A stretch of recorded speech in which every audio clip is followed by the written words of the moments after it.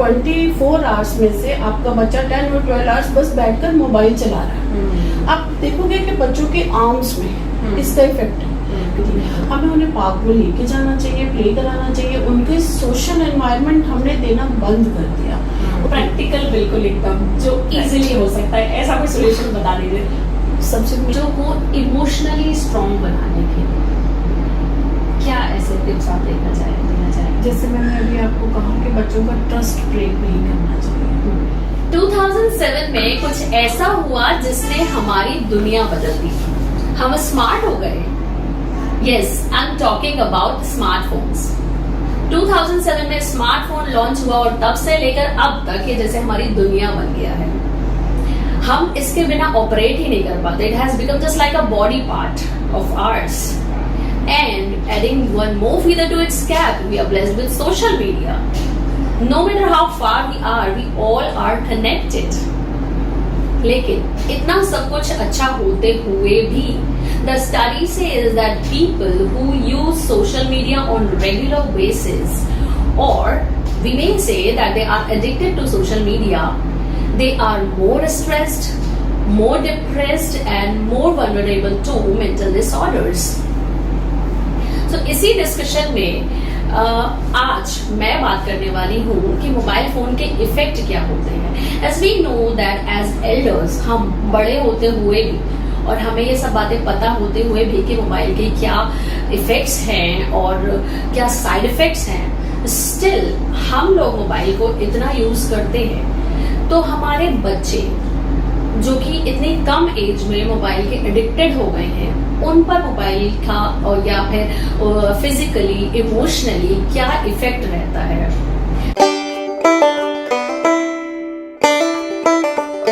Hello everyone, मैं हूं Shubha Bishnoi and today I have with me Mrs Jyoti Sharma. Mrs. Jyoti Sharma has more than 30 years of experience in teaching field, and she is guiding, motivating, mentoring, supporting parents for their kids' better future. So being in this field, she has better experience कि बच्चों को, especially dealing with this age group, उन्हें पता है कि बच्चों को किस तरह से डील किया जा सकता है और बच्चों की साइकोलॉजी पर मोबाइल फोन का क्या इफेक्ट होता है। Welcome to our channel. तो मैम, जैसा कि अभी हम बात कर रहे थे कि मोबाइल फोन का इफेक्ट हम बड़ों पर इतना होता है, हम इतने एडिक्टेड हो चुके हैं कि हमारे लिए आसान नहीं होता है। एक बार हम मोबाइल को पकड़ लेते हैं तो कोई ना कोई ऐप हमें पकड़ लेती है। तो बच्चों को ऐसे में मोबाइल फोन का इतना एडिक्शन हो चुका है, तो क्या उनके ऊपर क्या इफेक्ट रहते हैं? क्या साइड इफेक्ट्स ज्यादा हैं, बेनिफिशियल कम है और साइड इफेक्ट ज्यादा है। हमारे जो बच्चे हैं आज वो इफेक्टेड हो गए हैं मोबाइल से। मैक्सिमम आपने देखा होगा कि वो खाना नहीं खाते हैं। रीजन मोबाइल चाहिए। पेरेंट ने उन्हें मोबाइल दिया, मोबाइल दिखाया। पेरेंट के लिए बहुत इजी हो गया कि मेरा जो एक टफ टास्क है बच्चे को खाना खिलाना, वो बहुत सिंपल है कि मुझे मोबाइल दिखा, बच्चे को मोबाइल दिखाया और उसने खाना खिलाया। स्टार्टिंग हमने की, आज ये सिचुएशन आ गई है कि हमारा बच्चा विदाउट मोबाइल मील नहीं लेता, तो हमें उसे मोबाइल देना पड़ता है। बट वो मोबाइल में इतना इन्वॉल्व हो जाता है कि जो खाना उसे प्रॉपर खाना है, च्यू करना है, वो उसको च्यू नहीं करेगा और उसके साइड इफेक्ट्स तो हमें आगे देखने को मिल रहे हैं। सबसे बड़ा साइड इफेक्ट है, आज मोबाइल में बच्चा लिसनर है, वो सिर्फ सुनता है, वो बात नहीं करता, कोई एक्टिविटी नहीं है, तो वो सिर्फ सुनता है। बच्चों की स्पीच नहीं है, बच्चों के पास वर्ड्स नहीं है, उनकी वोकैबुलरी नहीं होती जा रही क्योंकि वो उसे कहीं यूज ही नहीं करते। बिल्कुल सही कहा आपने। तो खाना जैसे कि कहा जाता है कि च्यू करके खाना चाहिए तभी वो प्रॉपर्ली हमारी बॉडी को लगता है। तो हाँ, खाना खिलाने का तो हाँ, मदर्स के पास ये ऑप्शन होता है कि फोन दे देते हैं। बेस्ट ऑप्शन मदर्स ने आज चूज किया हुआ है। छोटा सा बेबी है, 7 मंथ्स का है, 8 मंथ का है, ठीक है, उसको मोबाइल दिखाया और बच्चा भी, जबकि उसकी रेंज जो है वो बच्चे के लिए बहुत हार्मफुल है, बहुत हार्मफुल है। बिल्कुल सही कहा आपने। अच्छा, आपने ये स्पीच वाली बात कही, तो क्या बच्चों की स्पीच पर इसका इफेक्ट? स्पीच डिले है। आज अगर आप देखोगे जो बच्चा 1.3 और 4 में सेंटेंस वर्ड्स तो बोलता था एटलीस्ट, आज की जो जनरेशन, मेन इफेक्ट इसका आया कोरोना टाइम पे। कोरोना के बाद क्या हुआ था कि maximum parent work from home कर रहे थे। पेरेंट फोन पे है तो उनके लिए सबसे बेस्ट था कि उन्होंने बच्चे को भी फोन दिया। छोटे छोटे बच्चे फोन देख रहे हैं, न्यूक्लियर फैमिलीज में रहते हैं, बात करने के लिए बच्चों के पास कोई नहीं है, वो बस एक लिसनर बन गए। उन्होंने ट्राई नहीं किया, पेरेंट ने ट्राई नहीं किया, जो चीज चाहिए फोन देखते देखते बच्चे को दी। तो बच्चों की स्पीच डिले है। हमारे पास स्कूल में बहुत सारे बच्चे ऐसे आते हैं जो 2+ हो गए बट अभी स्पीच नहीं आई है। उसका मेन रीजन है स्क्रीन टाइम। अच्छा, ये स्क्रीन टाइम का बैड इफेक्ट है कि बच्चा मोबाइल देखता है या टीवी देखता है, तो उस वजह से बच्चों की स्पीच डिले है। जब तक हम उनसे बात नहीं करेंगे तब तक स्पीच में ये कंसर्न आ रही है। मैक्सिमम कंसर्न है कि बच्चों की स्पीच डिले है और उसका मेन रीजन मोबाइल फोन।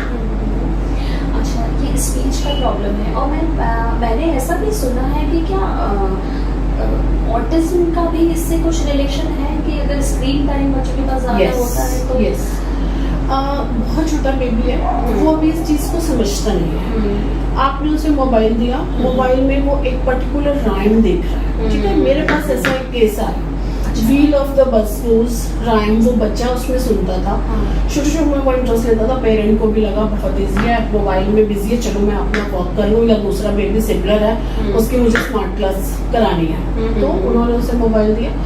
वो बच्चा फाइनली ऐसा हुआ कि उसकी लाइफ सिर्फ wheel of the bus goes में ही खोके रह गई। उसे सिर्फ व्हील्स दिखते थे, उसे व्हील्स के साथ खेलना है, उसकी जो माइनर स्पीच भी थी वो भी बच्चे ने बात करना बंद कर दिया। ऑटिज्म, उसमें डॉक्टर्स ने भी बोल दिया कि यह ऑटिज्म के लक्षण हैं इसमें, कि बच्चे की स्पीच नहीं है, बच्चा किसी से बात नहीं करता, अंडरस्टैंड नहीं करता, रिएक्शन नहीं है, सिर्फ उसको मोबाइल चाहिए। बस वो राइम उसे याद है, उसे कहीं भी व्हील दिखेगा तो वो उसमें खो जाएगा। उसको गाड़ी में बैठना है तो व्हील देखना है, बस। तो ये हमें एक बच्चे को दो, मगर इतना भी दो कि बच्चा उसमें खो जाए। तो ये ऑटिज्म के केसेस इस वजह से आ रहे हैं। So scary to know कि इतनी बड़ी प्रॉब्लम्स भी हो सकती हैं और इनिशियल स्टेज में पेरेंट्स रियलाइज नहीं करते इस बात को। हम बहुत हैप्पी होते हैं, पेरेंट्स आज हैप्पी होते हैं कि मेरा बच्चा इतना छोटा है, अभी 1.5 का है, बट उसे मोबाइल के फंक्शंस आते हैं, ये स्टेटस सिंबल बनाया है। बिल्कुल, देखिए वो कितने आराम से यूट्यूब खुद चलाना आता है, they become actually happy कि अरे देखो तो ये खुद से फोन चला लेता है। क्योंकि बच्चों की साइट नॉलेज बहुत अच्छी होती है, उनकी साइट लर्निंग होती है। जो आप ये देखो कि आपका बच्चा है, उसे पढ़ना नहीं आता बट ब्रांड्स के नेम पता है, उसे कौन सी चॉकलेट चाहिए तो वही उठाएगा, क्योंकि उनकी साइट नॉलेज अच्छी है। इस वजह से वो मोबाइल देखते हैं और उसमें स्क्रॉल करते जाते हैं, और पेरेंट बहुत हैप्पी होते हैं। ये हैप्पी होने की बात नहीं, एक बहुत सीरियस मैटर है जिस पे हमें वर्क करना चाहिए। सही कहा आपने। तो होपफुली ऐसे पेरेंट्स जो भी देख रहे होंगे इसको, तो जिनके बच्चों की स्पीच डिले है या फिर ऑटिज्म की माइल्ड या जो भी कुछ अगर माइल्ड है ऐसे भी है, तो समझ पाएंगे कि कहीं मोबाइल इसका रीजन तो नहीं है। अच्छा मैम, क्या फिजिकल ग्रोथ में भी इसका कुछ इफेक्ट है? इफेक्ट है ही मैम। जब आप मोबाइल दे रहे हो, आपका बच्चा मोबाइल में गेम देख रहा है। आज के बच्चों को गेम्स क्या है, खेलना क्या है, उन्हें पता ही नहीं है। तो जब बच्चा खेलेगा नहीं, प्ले नहीं करेगा, तो उसकी फिजिकल डेवलपमेंट कहाँ से होगी? उसकी फिजिकल डेवलपमेंट पे बहुत इफेक्ट आएगा। वो 24 आवर्स में से आपका बच्चा 10 और 12 आवर्स बस बैठकर मोबाइल चला रहा है। आप देखोगे कि बच्चों के आर्म्स में इसका इफेक्ट है, क्योंकि एक हाथ से उन्होंने पकड़ा है, दूसरे से कर रहे हैं, पेन होता है बच्चों को, उनके मसल्स स्ट्रॉन्ग नहीं हो रहे, बच्चों के मसल्स बहुत वीक है। ये एक बहुत बेसिक कंसर्न है, बच्चों में आता है। आप देखोगे कि पहले बच्चे खेलते थे, कूदते थे, गिरते थे, फिर भागने लगते थे। आज क्या होता है, डॉक्टर सीधा बोलता है माइनर फ्रैक्चर है, हेयर लाइन फ्रैक्चर है। उसका रीजन क्या है? हमारे बच्चों के मसल्स वीक है। क्यों? वो मोबाइल, इतना छोटा बच्चा सारा दिन मोबाइल पकड़ेगा, बस उसकी फिंगर्स वहीं चलती है, उसकी आईसाइट पे इफेक्ट हो रहा है। छोटे छोटे बच्चे आप देखो -5, -6 नंबर तक उनके जा रहे हैं, आईज में, रेटिना में इफेक्ट हो गया है उसका। तो उसका रीजन नहीं है ये मोबाइल फोन। मोबाइल फोन बच्चों के लिए है ही नहीं। एक्चुअली बिल्कुल बच्चों के लिए तो था ही नहीं, it was not a toy at all. वो टॉय बन गया, मगर वो टॉय ही बन गया है आज। ये आप सही कह रहे हैं, बिल्कुल। मतलब टॉयज आज कितना भी टॉय बच्चे के सामने रख दे, लेकिन मोबाइल को भी अगर उसने मोबाइल एक बार देख लिया है तो फिर और वो कोई टॉय नहीं फिर उसे चाहिए, कोई toy कोई गेम समझ नहीं नहीं चाहिए, आता। कुछ नहीं चाहिए। बिल्कुल सही कहा आपने। अच्छा मैम, जैसे बच्चों की इमोशनल ग्रोथ पर और सोशल ग्रोथ पर इसका क्या इफेक्ट होता है? सोशल ग्रोथ में जब बच्चा घर से बाहर ही नहीं निकलेगा, आप पहले पार्क में जाते थे, लेके जाते थे, एक गैदरिंग में बच्चा जाता था, इन्वॉल्व होता था, उसे अपने फ्रेंड सर्कल के बच्चे मिलते थे, अपने एज ग्रुप के बच्चे मिलते थे, पीयर ग्रुप के साथ वो प्ले करता था। बट आज हमारे पास टाइम नहीं है और बच्चा फोर्स करेगा नहीं, क्योंकि हमने उसे मोबाइल दे दिया, मोबाइल में वो सारे गेम्स खेल रहा है। तो सबसे पहले बच्चे की सोशल ग्रोथ इफेक्टिव है, उनमें शेयरिंग की हैबिट नहीं है, उन्हें प्ले करना नहीं आता, ग्रुप में कैसे जाना है, बच्चों के साथ कैसे फ्रेंडशिप करनी है। आज बच्चों के फ्रेंड्स नहीं है। हाँ। मेरे पास बहुत सारे बच्चे आते हैं, पेरेंट का फर्स्ट कंसर्न होता है मैम किसी से बात नहीं करता। रीजन क्या है कि हमने उसे वो दिया ही नहीं एटमॉस्फेयर, हम उसे पार्क में लेके नहीं गए, कभी हमने प्ले करने के लिए छोड़ा नहीं। आज पेरेंट भी बड़े सेंसिटिव है कि नहीं, बच्चे को मिट्टी में नहीं खेलने देना, जाने नहीं देना, पार्क में गंदे हो जाएंगे। अच्छा, कोरोना के इतने साइड इफेक्ट्स थे, हाइजीन नहीं है। तो पहले भी तो बच्चे खेलते थे और उनकी ग्रोथ अच्छी होती थी। हमें उन्हें पार्क में लेके जाना चाहिए, प्ले कराना चाहिए। उनके सोशल एनवायरनमेंट हमने देना बंद कर दिया। उसका बच्चे को सोशल एनवायरनमेंट दो, वो प्ले करेगा। जब आप लेके गए, पहले उसकी सोशल ग्रोथ हुई, सेकंड उसकी फिजिकल ग्रोथ हुई। इमोशन, जब हम किसी से मिलेंगे ही नहीं, बात नहीं करेंगे, तो हमारे कोई इमोशंस ही नहीं है। हमें नहीं पता कि कैसे किसी चीज पर रिएक्ट करना है। बच्चे ने जो मोबाइल में देखा, बच्चे एग्रेसिव हो रहे हैं, एक्चुअली उठाई चीज पटक दी। उसका रीजन वो यूट्यूब पे क्या क्या चैनल्स देख रहे हैं, उनके एज ग्रुप के लिए वो है भी या नहीं। बच्चा एग्रेसिव हो रहा है, आप उसकी डिमांड पूरी नहीं करोगे तो उसे पता है मुझे उठा के चीज थ्रो करनी है, चीज थ्रो की और फिर मेरा काम नहीं है, रोना शुरू किया। स्टबर्न हो रहे हैं बच्चे, बच्चे स्टबर्न हो रहे हैं, फिजिकली, इमोशनली, मेंटली, हर तरह से वीक हो रहे हैं। और ये बातें हम सब समझते भी हैं, मगर सबको पता है। समझते हुए भी फिर वही काम हो रहा है, बच्चों के हाथों में मोबाइल फोन दिए जा रहे हैं, and that to that much extent. इतने टाइम के लिए बच्चे को, जब कभी भी हम बिजी हैं, हमारे पास टाइम नहीं है, हम इजीली उन्हें फोन दे देते हैं। इवन मैंने तो कई बार मैम ये भी देखा है कि फ्रेंड्स से बात करने के लिए भी, मतलब किटी पार्टी में मिलना है या फिर कहीं और बैठ के बात करनी है, बच्चा ठीक है परेशान कर रहा है बार बार, तो उसको मोबाइल फोन पकड़ा दिया जाता है। बहुत सारी मदर्स पार्लर में जाती है, बच्चा इरिटेट नहीं करे, उसे मोबाइल दिया, चलो। तो हम अपने बेनिफिट के लिए अपने बच्चों का लॉस कर रहे हैं, और ये बहुत बड़ा लॉस है जो हमें शायद आज समझ में नहीं आ रहा। जिन पेरेंट्स ने इसके साइड इफेक्ट्स अपने बच्चों में देख लिए, शायद वो जाग गए। जिन्हें नहीं दिखाई दी ये चीज़, उन्हें जानना चाहिए, जागरूक होना चाहिए। बच्चों को अवॉइड कराओ, एकदम तो नहीं होगा, बट आपको उस पर वर्क करना चाहिए। हाँ, बस हम इसी बात की तरफ आ रहे थे कि हमें ये पता चल गया ये सब है, लेकिन आजकल का टाइम भी ऐसा हो गया है। मुझे तो लगता है कि 90% लोग तो शायद यही कर रहे हैं कि बच्चों के हाथ में फोन दिया ही जाता है। तो अब पेरेंट्स का कहना क्या होता है, मैम पहले तो हमने दिया था बट ये तो छोड़ता ही नहीं। हाँ, पहले तो हमने दिया था, अब वो नहीं अब हम छोड़ता। छुड़ाना चाह रहे हैं तो बच्चा छोड़ नहीं रहा, क्योंकि वो एडिक्ट हो गया उससे। बिल्कुल, आपको उस पर वर्क करना है, अब आपको वर्क करना पड़ेगा। तो वही सॉल्यूशंस हम आपसे जानना चाहते हैं बेसिकली, कि हम ऐसा क्या कर सकते हैं, पेरेंट्स ऐसा क्या कर सकते हैं जो अपने बच्चों को फोन से दूर रखा जाए। फर्स्ट थिंग पेरेंट को करना चाहिए, आप अपने बच्चों के रोल मॉडल हैं। आपको देख के बच्चे ने मोबाइल लिया, आप मोबाइल यूज नहीं कर रहे तो आपका बच्चा मोबाइल छोड़ देगा। आप उन्हें टाइम दो, आप बच्चे की एब्सेंस में जो आपका वर्क है करो। मैक्सिमम जो आप मोबाइल्स में रहते हो उसे आप छोड़ोगे, अवॉइड करोगे। एक नॉर्मल डिस्कशन घर में होगा, बच्चों को उस डिस्कशन में इन्वॉल्व करो तो बच्चा एंजॉय करेगा।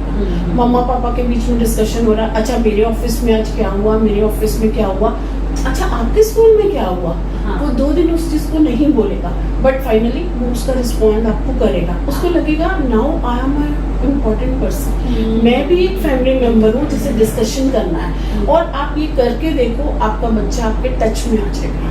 वाह, ये तो बहुत ही अच्छी एडवाइस है कि बच्चे से कनेक्शन भी बनेगा और जहाँ से हम कनेक्शन छुड़ाना चाहते हैं वहाँ से छूटेगा भी।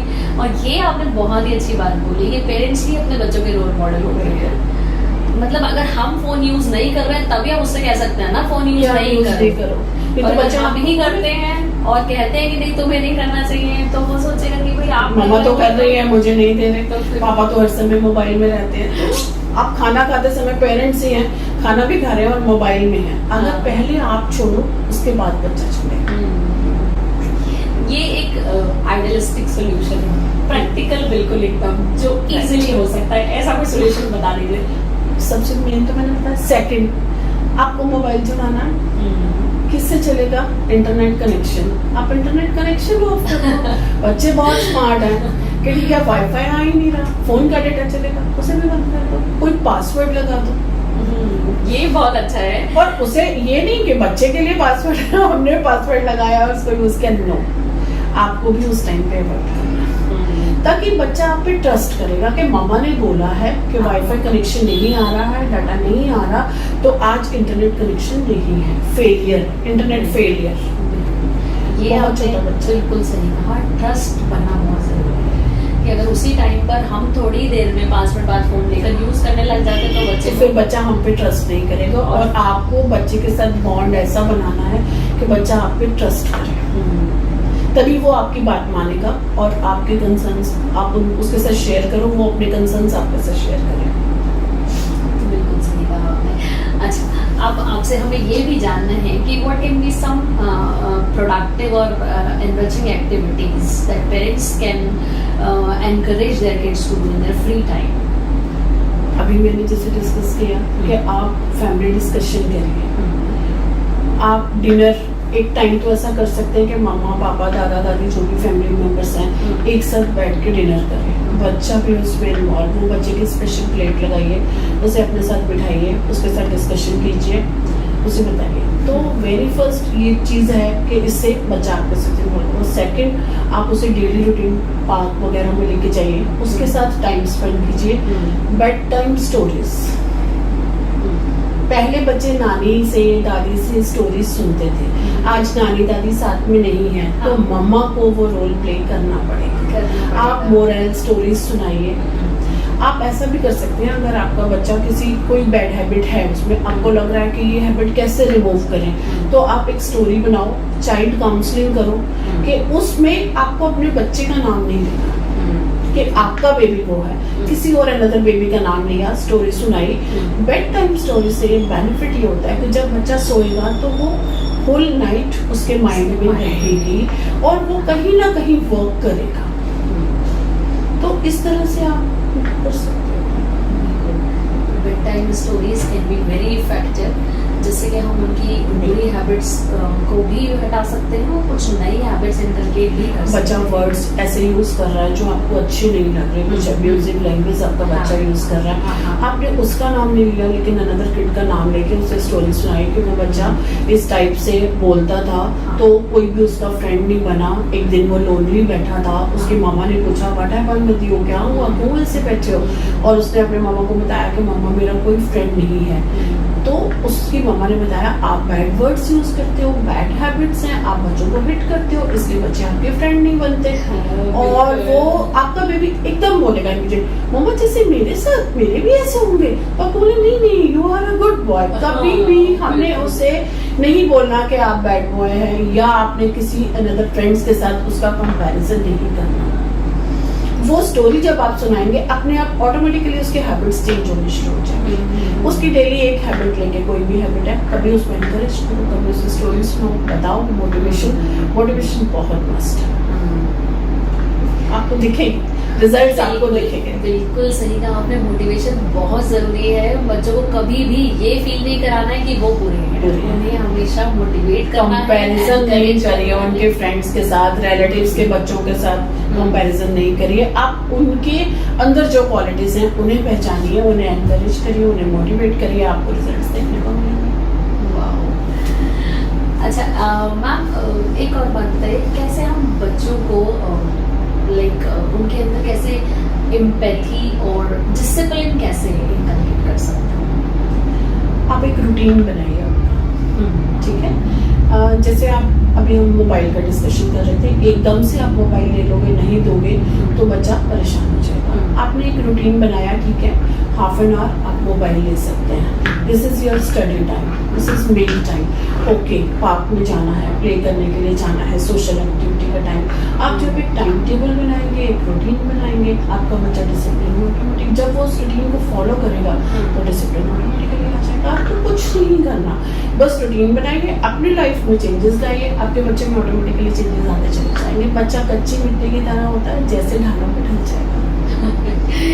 वाह, सुन के बहुत अच्छा लग रहा है कि बच्चे को हम जैसा ढालेंगे वैसा बन जाएगा, और हम जानते हैं कि हम उसे कैसे ढालना चाहते हैं। ऑफ कोर्स हम उसे एक सक्सेसफुल और बेटर ह्यूमन बीइंग की तरह देखना चाहते हैं।